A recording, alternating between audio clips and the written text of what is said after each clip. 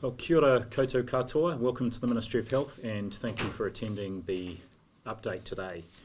So I'm confirming 8 new cases of COVID-19 in New Zealand today, bringing the total number of cases to 28. As with the cases confirmed yesterday, these new cases all relate to overseas travel. That's an important point because it means that at the moment we still don't have any evidence of wider community transmission in New Zealand.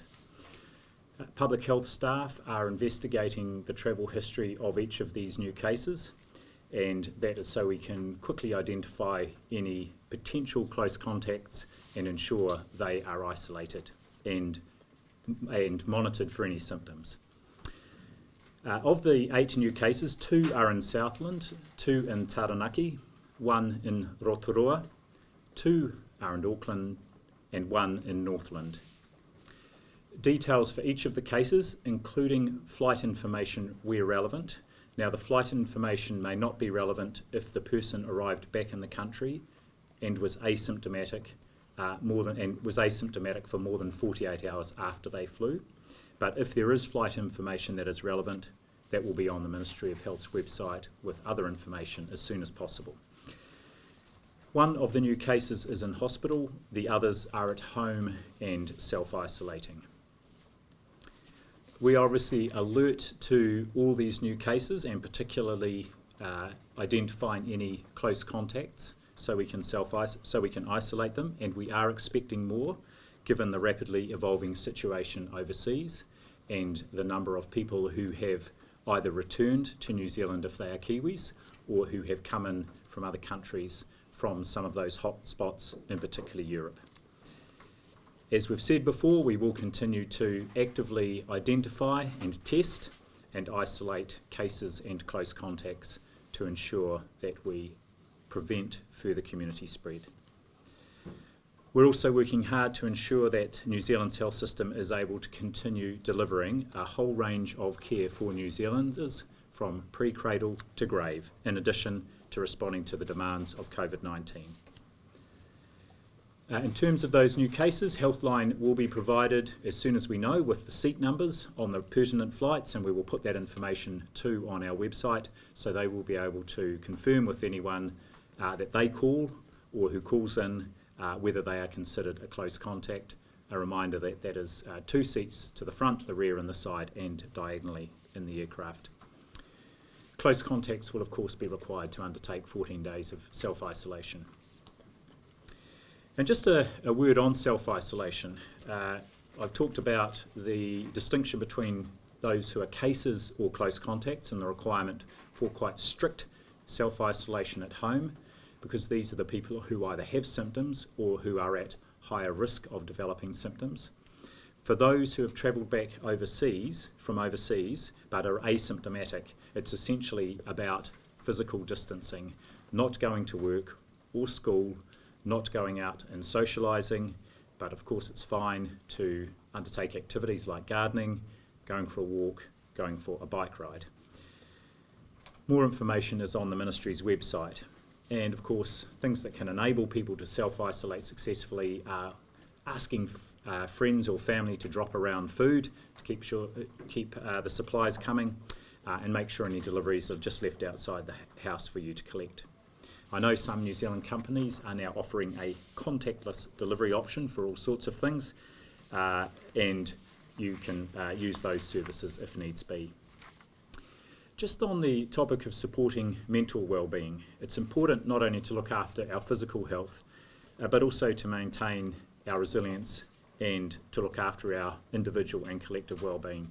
This is going to be really important, particularly as we see this as being quite a long-term effort over some months. We have initiated what we call a psychosocial response to ensure people have the information they need to be able to take care of their mental well-being. This includes ways of being able to talk around COVID-19 safely with children, and they may be worried or experiencing distress. There is information available on the Ministry of Health's website, and this will be added to in coming days. Physical distancing, this is fundamental to our efforts to reduce community transmission, and we're regularly reviewing our advice on this. The risk is still greatest within 1 metre, but as a precautionary measure, the distance for contact tracing within public health units, that is how we identify close contacts, we're using 2 metres to allow a margin of error there. And of course that's within 1 metre, or in that latter case 2 metres for a period of more than 15 minutes with a confirmed or probable case. And confirmed cases of COVID-19 who are in strict isolation can and should maintain that 2 metre distance, even from others in their own household.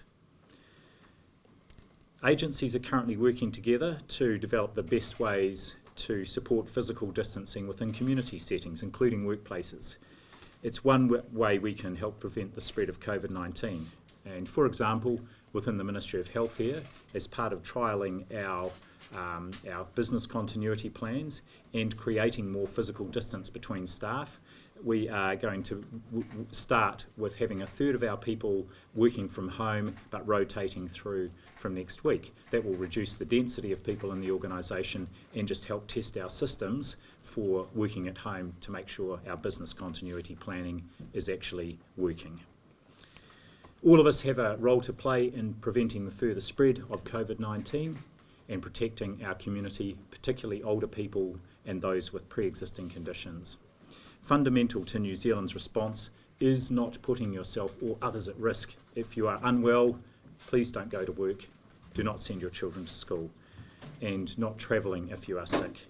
We all need to unite in our efforts against COVID-19. I'll leave my comments there and I'm happy to take questions. Are any of the new cases from Logan High School? Sorry? Are any of the new cases from the Dunedin High School? No, they're not. So far, most of the tests have come back for the high school students and they are all negative. We're just waiting for the last batch to go through. We'll have those soon and we will update as soon as we've got those. Are you preparing to lock down the country? We're preparing to take all the measures we need to ensure that we don't get wider community spread that might overwhelm our health system or put people at risk. So we have shown that we're prepared to act early and act fast and act very deliberately and strongly. But that's not off the table, is it? Locking the country down? Well, we've seen other countries do that. When they have tended to do that is when they've got a very high proportion of cases with community spread.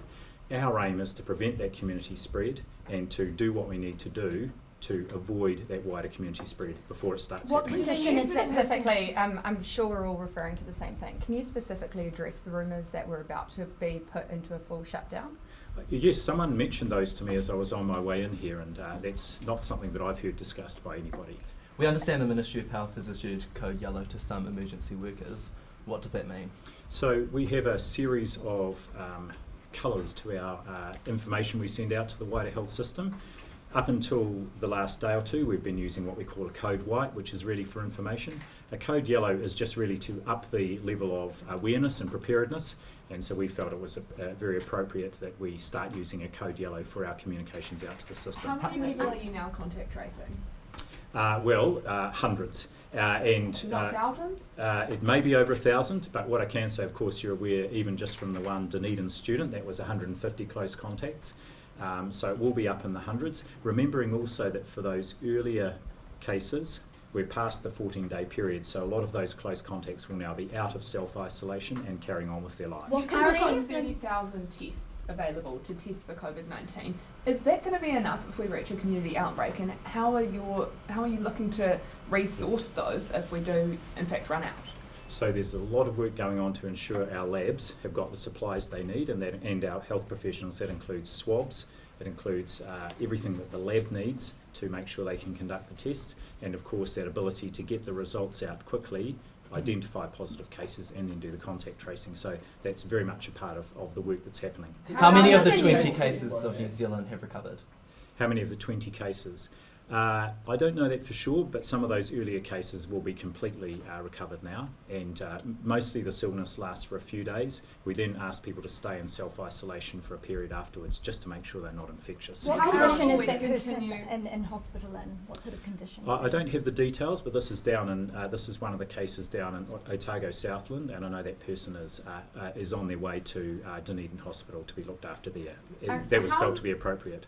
How long are these waves going to continue continue if we don't have a vaccine for, say, 18 months? So what we're planning for is a long-term effort here, because if we manage to successfully prevent community transmission here in New Zealand, but there are other countries that have cases still, we can't keep ourselves locked down for a year. So what we're planning for is a long-term effort here, and that's the preparation we're putting in place. Do you have the details? Did the Taranaki case attend WOMAD? I'm sorry? Did the Taranaki case attend WOMAD? No, not that I know of. Do you have the details of the 2-year-old that was on the flight from New Zealand to South Africa? No, I don't have any details about that. Have you done any modelling? Around with the Imperial College London, that's sort of been making the rounds, and what did you make of its implications for New Zealand? Yes, this is a paper that was published by the Imperial College in London 3 or 4 days ago.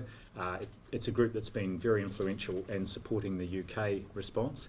That was very critical in our response over the last few days to inform our shift from flattening the curve to the series of smaller curves, because what they were able to do was identify what measures you need to take to not just flatten the curve, but to keep any outbreaks at a level that your health system can still cope with, and that's the position we want New Zealand to be in. You say there's no community transmission, but key disease experts are asking if community sample to be tested. Should we be doing that? So what we've seen over the last few days is a big increase in the number of tests being done. 620 a couple of days ago. Yesterday it was even more than that. I expect it will be even more today. Only a few of those cases are testing positive, but what that does give us a good idea of is if there is wider community transmission. So in effect, we're doing both testing for the disease and some surveillance across the community. We're testing other people with influenza-like illness, and it's not at this point been shown to be COVID-19. So that's quite an important part of informing our response. Can you clarify whether it costs people to get COVID-19 tested? We heard that someone who was charged for $45 at their GP. Is that just a GP cost? That would be the GP visit cost, but one of the some of the money in the government that the government announced a few days ago, in the $500 million for health, is to cover the costs of the visit and the testing for all people. So it will be free. We don't want cost to be a barrier to testing if people need it. Have you done any modelling? Are any of the new confirmed cases school students, and also what would be the criteria for a school to close? So of the new cases, none are school students, and we've seen with Logan Park High School that because there was a positive case of a student there, we have closed the school, and we have in that particular situation also tested the 150 close contacts. The intention is if all those tests are negative, then following the school being thoroughly cleaned, it will be reopened next week. So have you done any modelling as to how Māori will be or could be affected by coronavirus? We haven't done any modelling specifically for Māori. However, we have done some modelling of what would happen in different scenarios, drawing very much also on and triangulating it with the modelling from Imperial College London. And what have you discovered? We've discovered, exactly as the Imperial College folk found, that we can implement a series of interventions that might flatten the curve. Even if we had 2 or 3 times the size health system we have now, that would still be a challenge for us. So our aim is to stop it getting to that point where it's actually where the peak is higher than our health system's ability to respond. The UK has asked old people to sort of cut off and self-isolate at home. What is your advice to families visiting elderly, not living in rest homes, but living at home? Look, the key thing here is to maintain that physical distancing. And first of all, don't visit if you're unwell. So we can protect anybody, including older people. I know we all like to give older folk a hug, but in this case we've just got to get used to maintaining that physical distance. So it's fine to visit, but rigorous about the physical distancing, and not visiting if you are at all unwell with anything. It's a question for that. When will the Dunedin students receive their test results, and what is the standard test result time? So we try to turn all the tests around within a 24-hour period, as I said, for those Dunedin students. And I also just want to do a shout out to primary care in Dunedin, who, when the call went out, a number of primary care nurses made themselves available to do all that testing. They set it all up at the rugby stadium there in Dunedin, processed all the students so they could get the swabs done quickly. They all went into the lab yesterday, and we've got most of them back. There's just a final batch being run. The majority have been confirmed as negative so far. What The people who have been projections do tested- you have in terms of when are we going to hit a community spread and community outbreak? What are your projections? So we are watching very closely as to whether we've got any community spread, and that's exactly what we're trying to avoid. And we're also being prepared to act before we see any evidence of widespread community outbreak. So people who have been I don't have a rough timeline. What are The people who- are still running, DHBs are still running elective surgeries. Yes. Is there a case to be made for stopping that, or at least scaling it back in anticipation of needing that capacity in the near future? Sure. We can scale back elective surgery quite quickly because a lot of elective surgery now is day of surgery admission and also day stay surgery, or people have very short lengths of stay. Some elective surgery is being postponed so that we can train the staff who operate the theatres and the post-op area in this process of looking after patients who are being ventilated. So that's already happening, and we're looking closely over the next 2 days about which specialties. For example, some specialties it's very much day stay surgery, and we can just do that and turn that off quite quickly if we need to. So we're looking at all the different specialties or surgery that require longer periods in hospital. Those are the ones that we would move to switch off first. When do you Considering start more than testing 600 health people have workers? been tested, are they likely to get a refund? That's a lot of money for low-income families and people. Sorry, which people? For the low-income people, or just people in general Who have been who tested tested and have paid for it. Yeah. No, we won't be looking to refund that, but we will be. So the cost would have been just the regular cost of a GP visit. If someone has a community services card or attends a very low-cost access practice, the cost of the co-payment is less than $20. But obviously now we've moved to make sure cost is not a barrier for anybody. Are there Are you any starting plans to to get help the with Defence Force involved in any capacity? Well, the Defence Force is already involved in the planning, and they're part of our cross-government effort. And we had a discussion yesterday about, for example, the medical, nursing and medics staff in the Defence Force. Their primary focus is on keeping the Defence Force well and working, and obviously there may be a time when we need to deploy the Defence Force. They're very much part of the planning. What is the Final- advice final on question hospitals? here. When do you start testing health workers? You mean automatically just testing health workers? Yeah, like health workers that have been exposed to the virus. They're obviously the front line, Yes. testing people every day, and they're bound to get exposed. When do you start testing them? Before they're symptomatic, or? So what we do, of course, is if any health worker is exposed and may have been at risk because they weren't wearing PPE or because they were a close contact, for example, of someone outside of the healthcare setting, then they go into self-isolation and we watch for symptoms. We're not routinely testing every health worker if they've cared for or looked after a person with COVID-19 because, of course, we have PPE and they use that PPE to prevent becoming infected. Should we stop flights to Samoa? It's a country still recovering from the measles crisis. Quite, and I know there's interest in because there's been a reported suspected case in Samoa. We're watching that very carefully, and we're looking very closely at the situation in the Pacific, traffic both to the Pacific and back this way. So that's something that's under active consideration. I'm just going to leave it there because I've just got other commitments to go to, but thank you very much again for attending and for your interest.